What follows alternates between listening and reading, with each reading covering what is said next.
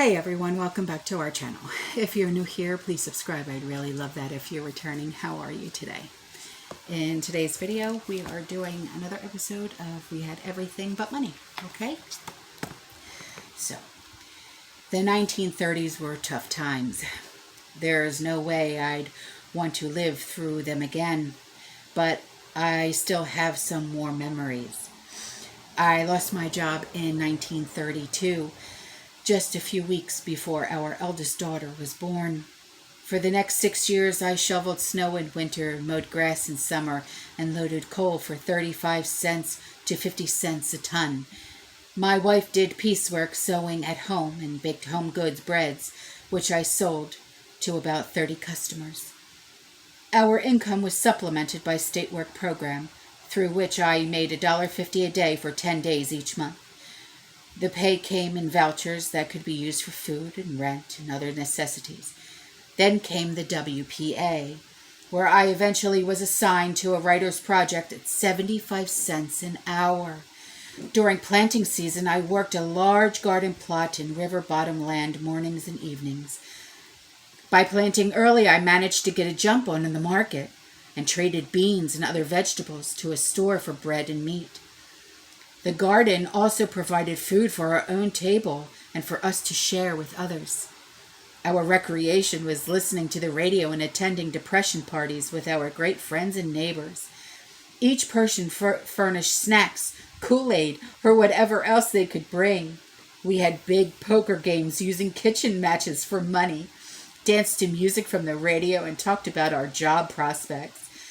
Whenever one of the group found employment, we weren't jealous, rather, we'd help them celebrate their good fortune. And those who had worked helped those who didn't. In 1937, I had a part-time job and was laid off just before Thanksgiving. One of my friends was working at the same place, but he had more seniority and kept his job. At Christmas, my friend took 2 weeks off without pay, with the provision that I replace him for that time period. I am eternally grateful for him for enabling me to provide my children a bit of Christmas cheer. I wonder if there are still such men or women who would do the same for a friend. In the summer of 1930, I was 19 years old and jobs were scarce. So one Sunday, I kissed my girlfriend goodbye, and my buddy and I left for Minneapolis with blanket rolls and knapsacks to look for work. We hitchhiked around northern Minnesota for a month or more, and then headed for the harvest fields in the Dakotas and Montana. The first ride we got was with an older fellow in a Cadillac. He shared some hamburgers we had in a bag and some cookies. But he was a horrible driver, so we decided to get out in the first town where we told him we planned to look for work. It was fairly easy to get rides then, and many good people helped us out. The best rides were on bread and meat trucks, where we could count on getting sweet rolls or sausage. Once we were given a ride by a woman traveling with her 2 nieces in exchange for changing the tires and helping with repairs.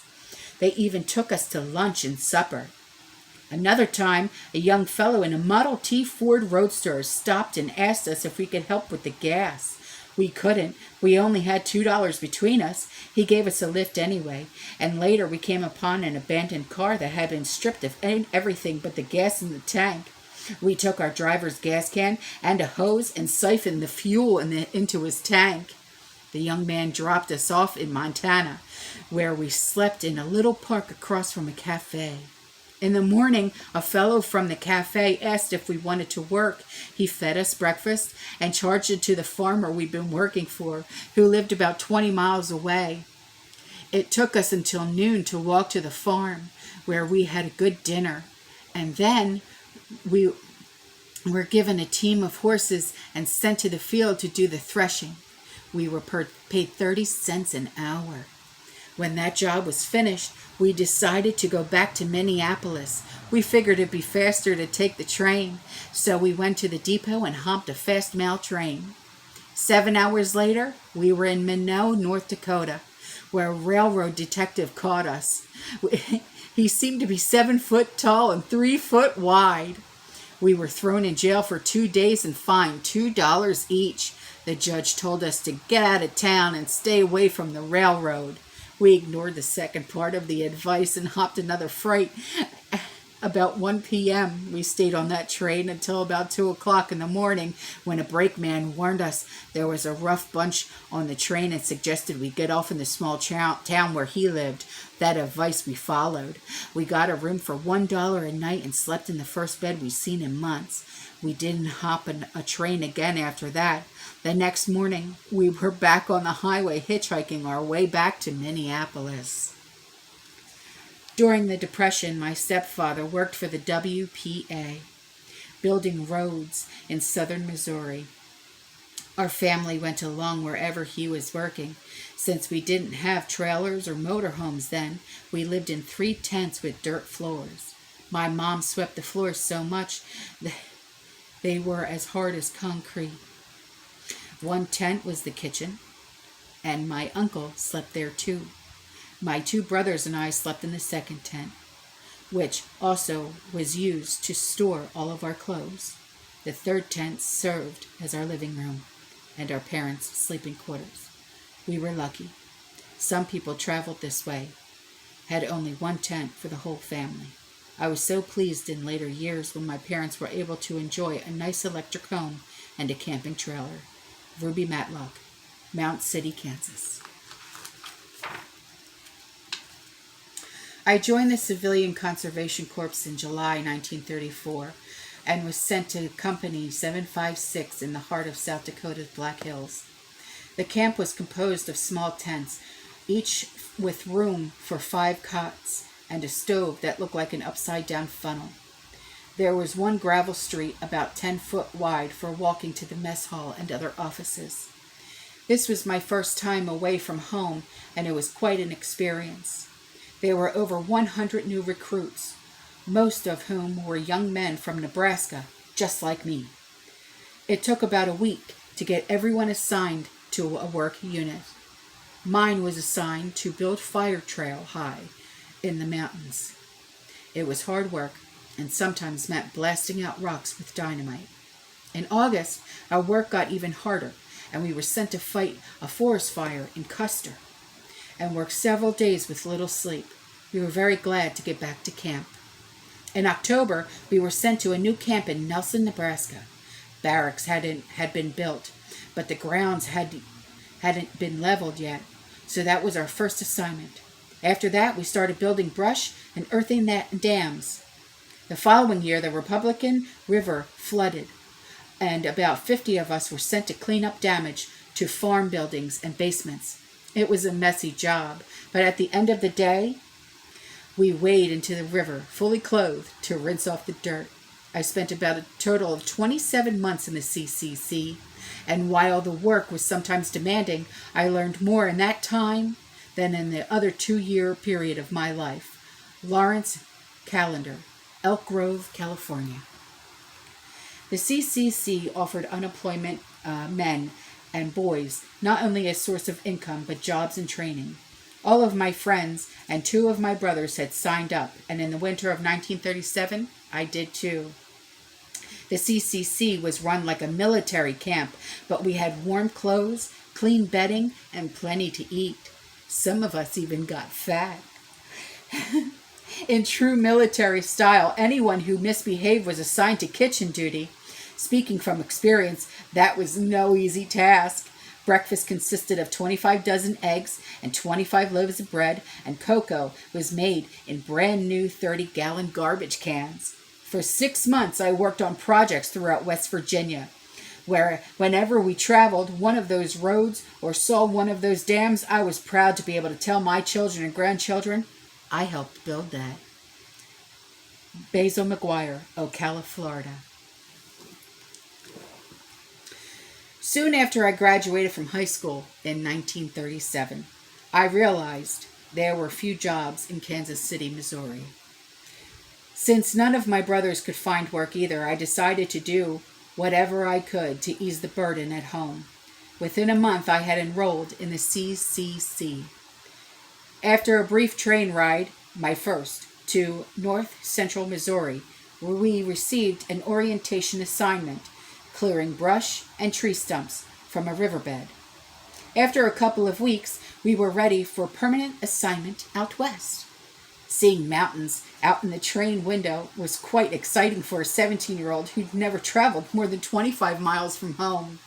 After several days, we arrived in Pocatello, Idaho, then took a truck to Alpine, Wyoming, and CCC Camp 730, which would have been my home for the next 2 years. Our assignment was to build a road from Alpine to Jackson, Wyoming, through the Grand Canyon. Today, that well-traveled road is paved and designated as U.S. Highway 89. We also learned how to fight forest fires. If a lookout in one of the fire towers spotted smoke, he'd phone our camp and someone would pound on an empty oxygen tank with an iron pipe to sound the alarm. Trucks took us to the road closest to the fire, and we'd use shovel and brush hooks to dig ditches that would contain the blaze.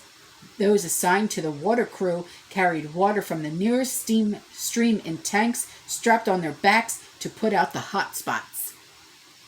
In our off hours, we could walk to Alpine, population 7, to take in the sights at the filling station.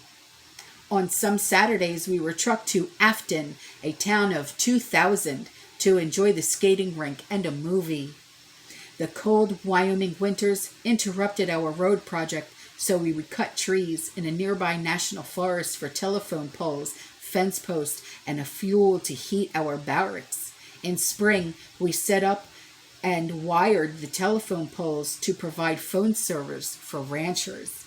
After 2 years, I was discharged so another disadvantaged man could fill my spot. When I enlisted in the Army Air Corps, a short time later, my CCC experience made it much easier to adapt to the Army routine. I was an instructor in a civilian conservation corps camp in Iowa for 2.5 years and saw enrollees from all walks of life. The one bond that held them together was their need for work, and they got plenty of that. The CCC provided a warm bed, clean clothes, hot meals, and meaningful work to nearly 3 million unemployed men. An enrollee received $30 a month, 25 of which was sent back to his family. With room, board, clothes, medical care, and vocational training provided, some men found camp life so pleasant that they stayed for as long as 6 years. Many found the experience changed their lives forever. Take Hank, a man from upstate New York. He was broke, unemployed, hungry, and had holes in his shoes when he joined up. He was sent to Company 1208 near Speculator, New York, where he helped build a beautiful campground still in use today. He also worked in a quarry, mining stone for fireplaces, riprap, and fencing. After a year in the CCC, Hank left in search of work but found none, so he re-enrolled. At a camp in Gallagher, Idaho, he split logs for fence posts, helped build wilderness roads, and a ranger station. He fought forest fires, and he said it was the happiest time of his life. And he experienced that served him well when he joined the Army later. I owe the CCC a lot. I went in as a boy, and I came out a man. Many men felt that way. They came out of the Corps healthier, more confident, and better able to learn a living. Illiterates learned to read. Others finished their high school educations, and many learned to trade that enabled them to earn a living for the rest of their lives. But what they remember most is that the government believed in them enough to help them start on a new and productive life. About 60 years ago, I hiked 40 miles to the county courthouse and enlisted in the CCC. My older brother had served in the Corps before me, and now it was my turn as the breadwinner for my widowed mother and 2 younger siblings. Like many other kids in the rural South, I had to quit school at an early age to work in the corn and cotton fields and do whatever odd jobs came along. Joining the CCC helped us get a start in life, and I'll always be grateful for the experience we gained and for the monetary aid. The CCC turned millions of young people into responsible citizens and sustained many families that otherwise would have been on welfare. My first camp was near Chatsworth, Georgia, alongside a mountain stream with water so cold and pure that we were able to drink it. Our job was to furnish stone for roads in the county, which we provided with dynamite and 16-pound sledgehammers. We used wheelbarrows to hold the stone to the crusher. Lunchtime was the only break unless you smoked. The smokers got to stop and roll their cigarettes. I nearly took up smoking just to get a rest. We felt almost elated when the fire gong sounded. It meant we'd be able to put out a forest fire, although we were only trading our hammers and wheelbarrows for brush hooks, axes, and saws. We at least got to go ride into the mountains for a while in one of the canvas-top trucks. The discipline and self-respect that I gained in the CCC was invaluable. It smoothed the way for my Navy service in World War II, and it helped me appreciate life in general. I wouldn't trade my experience for anything. Joseph Lee, Porter, Indiana. I was in the CCC at Belton, Minnesota from April 1939 through April 1941 and have never regretted the time I spent there. The CCC planted trees and built dams, roads, and bridges, surveyed lakes, improved tinder stands, and a lot more. Much of our work is still visible throughout the nation. It was strictly a volunteer organization, but when you joined, you were sworn in and took an oath, much like those administered in the armed services. Each camp's commander was an Army officer who was responsible for housing, dressing, feeding, and disciplining the enrollees. The 200 to 300 men in our camp were housed in long, narrow barracks and slept in Army-type cots stacked too high. Our cots were always made with military precision, with the corners carefully tucked in and the top blanket stretched so tight you could bounce a coin on it. The barracks were heated with single wood-burning stove near the center of the building on the long, cold winter nights. We took turns, working 2 or 3 hour shifts to keep the fire roaring. The camp also had a recreation hall with pool and card tables and reading material. Those who wanted to improve themselves could take classes in separate education buildings. These courses were not only taught us more about the work we were doing, but enabled us to try for promotions. Assistant leaders were paid $36 a month rather than the $30, and leaders made $45. Any increase in salary was not sent home. It was the enrollees to keep. The CCC gave us discipline and a work ethic, taught us how to get along with others, and enable us to help our families back home.